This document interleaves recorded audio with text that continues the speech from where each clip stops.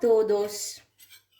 Vamos hoy, yo enseño cómo hacer kefir casero. Es muy saludable el producto. Mira, tengo aquí kefir casero, está hecho.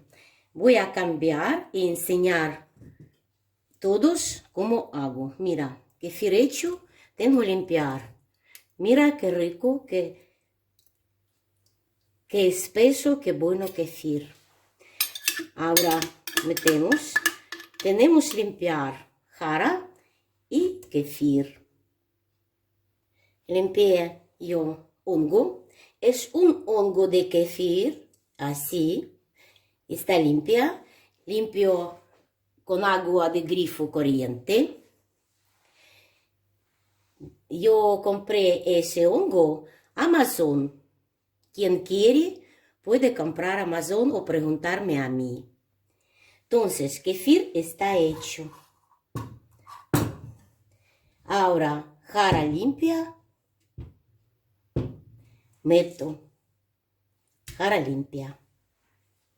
Y ahora, es muy fácil hacer, pero muy saludable, muy rico. Y meto 1 litro de leche entera de igual marca. Yo tengo Gasa, pero igual marca que tiene usted. Y se acabó.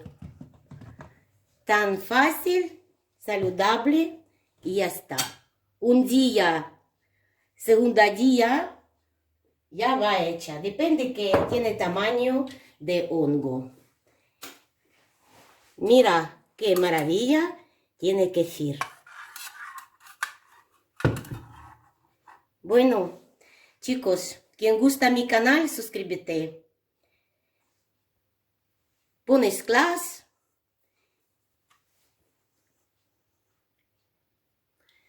Buen día para todos. Beso grande para todos. Hasta luego. Adiós, adiós.